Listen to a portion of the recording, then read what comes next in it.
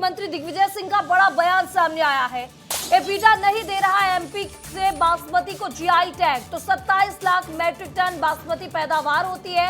हमारी सरकार जाने पर जीआई टैग वापस लिया गया था, दिग्विजय सिंह का कहना है।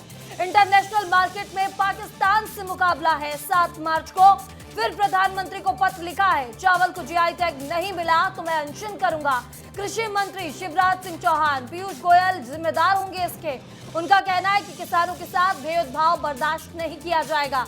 तो बड़ी खबर आपको बता रहे हैं इस वक्त की भोपाल से, जहां पूर्व मुख्यमंत्री दिग्विजय सिंह ने एक बड़ा बयान दे दिया है। एपीडा जो है वो एमपी के बासमती को जीआई टैग नहीं दे रहा है। उनका कहना है 27 लाख मैट्रिक टन बासमती पैदावार होती है और जीआई टैग हमारी सरकार के बाद वापस लिया गया और एक बार फिर जीआई टैग लाने को लेकर मैंने पत्र लिखा है। अगर मेरी बात नहीं मानी जाती, जीआई टैग नहीं मिलता है तो मैं अनशन करने वाला हूं।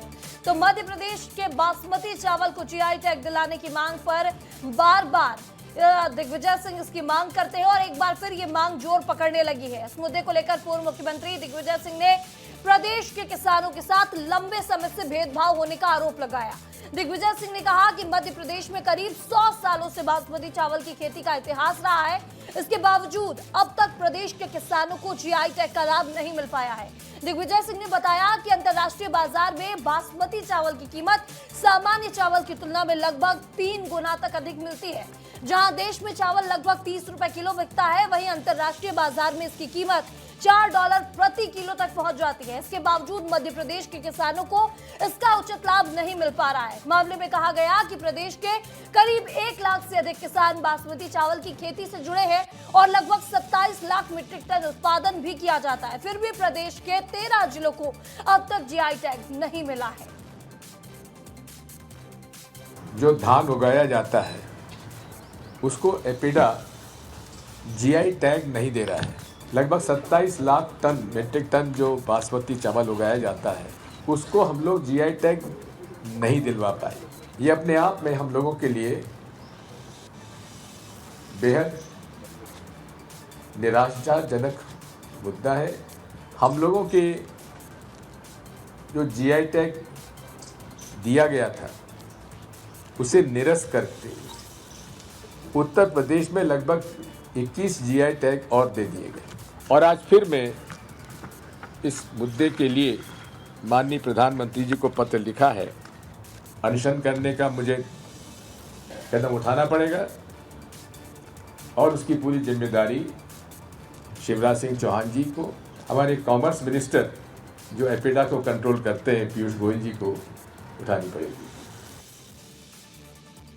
तो अब चावल की स्थिति क्या है? इजराइल ईरान युद्ध की वजह से बासमती चावल सस्ता हो गया है। युद्ध की वजह से चावल का निर्यात रुक चुका है, जिससे बासमती चावल के दाम 3 गुना कम हुए हैं। वहीं ड्राई फ्रूट अब भारत में नहीं आ पा रहा है, तो ड्राई फ्रूट का दाम महंगा हो गया है। देखिए हमारे सहयोगी रंजना दुबे की एक खास रिपोर्ट। ईरान इजराइल युद्ध के बीच और जिस तरीके से मिडिल ईस्ट में तनाव चल रहा है, उसके बाद अब व्यापार पर बहुत ज्यादा असर पड़ता हुआ दिखाई दे रहा है। भैया, कितना जिस तरीके से युद्ध और तनाव की स्थितियां भी चल रही हैं, उससे आपके व्यापार पर कितना असर पड़ा? क्या क्या चीजें हैं जो आप लोग ईरान को भेजते थे और वहां से क्या चीजें हैं जो मंगाते थे जो अब आपको लग रहा है प्रभावित होंगी? युद्ध की घोषणा हुई और युद्ध हुआ तो वही धान आज रुकने के कारण 3500 से लेकर 4000 के बीच में रह चुकी है।